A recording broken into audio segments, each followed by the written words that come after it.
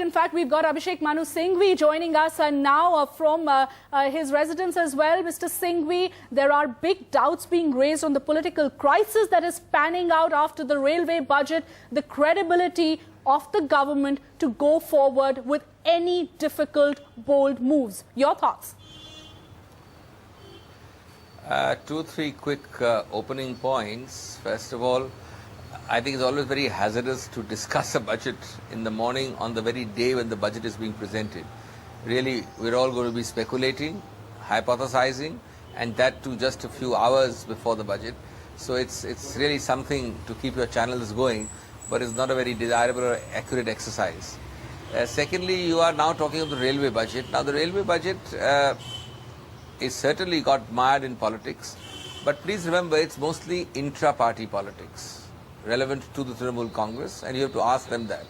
As far as the budget is concerned, it is a done deed so far as presentation to the Parliament is concerned. It is the property of Parliament. When the minister, whoever the minister is, replies to the debate in the light of the parliamentary inputs, there could be changes, but it is there for you to see. So I don't agree with you this term crisis as far as the railway budget is concerned. Yes, there could be a crisis of sorts within a party. It is not really much of a concern of the Congress, although of course it does involve a member of the cabinet, and therefore one would like certainty and stability during the course of the parliament session at least, which lasts for another about 10 days till the recess. As far as today's budget is concerned, I think, as I said, subject to all of us speculating and hypothesizing, I think the most important point is that this is in a pair of very safe hands. If there is one person who is as experienced, as stable, as moderate, as balanced and as wise as Mr. Pranab Mukherjee handling the budget, I think that itself is a cause of Mr. positive. Singhvi, I'd like to interrupt here because the pair of safe hands that we're talking about, yes, he is the crisis manager for the party. Yes, he has played a very critical role and he's extremely experienced when it comes to his role as the finance minister. At the same time, there are serious apprehensions as to what really happened in the last 1 year. The sharp slowdown. He presented his budget with an assumption of 9% growth. We've often seen everybody in the government saying global factors led to this problem. We're ending the year not even meeting 7% growth.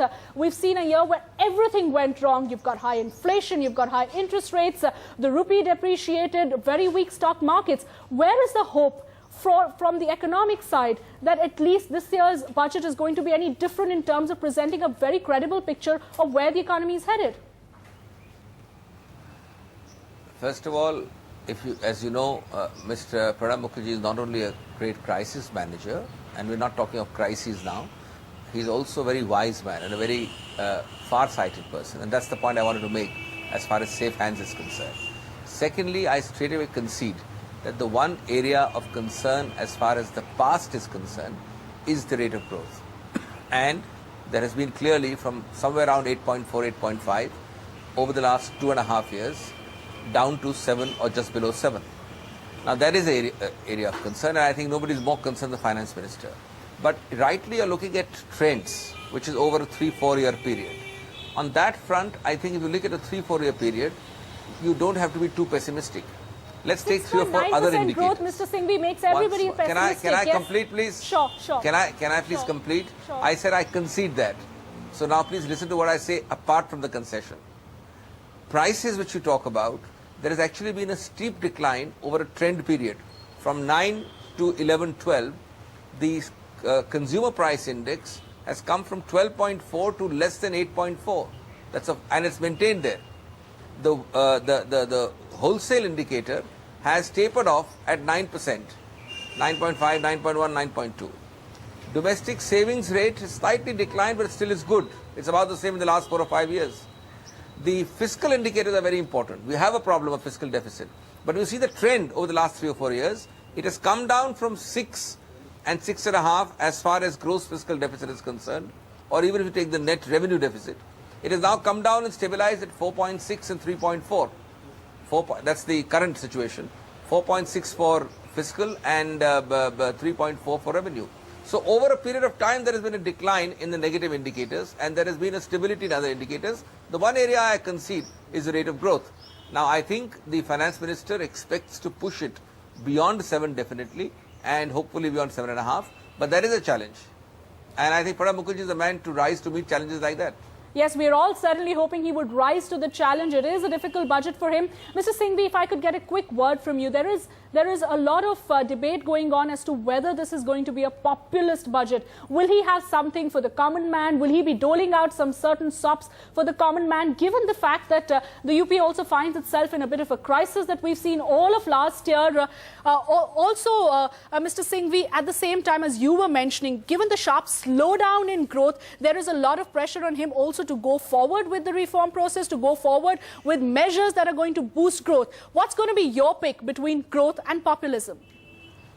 Let me make 3 or 4 points very quickly. First of all, before I answer your question, I forgot to add that although we are very concerned at going below 7 because we've touched the heights of 9.5 and 9 and 8.5, and naturally, as I conceded in the beginning, it's a cause of concern.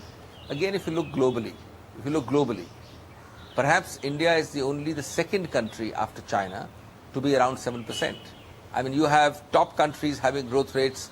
The world is about 3.5, 3.3, 3.4.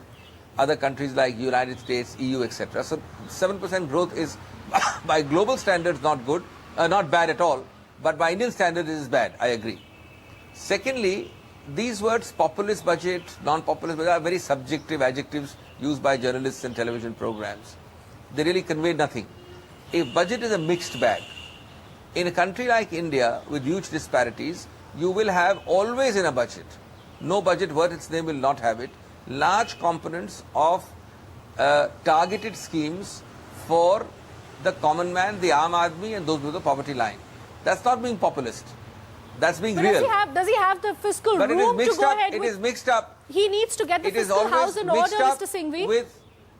Does he have the room to go ahead with further expenditure? Remember, a budget is by definition something for the forward, for the future. What you are talking about is the past performance. So he will address these issues. For example, an issue of concern is manufacturing and industry. Why is our manufacturing rates going down in quarter by quarter? I have no doubt that the finance minister will address it. Second area of concern, for example, may be that the overall growth rate is going down to 7% or 6.9%, but in which sectoral sort of micro sectors? Attack them, deal with them. So I think these are things which will be done, and we are talking of 12, 13 for the future.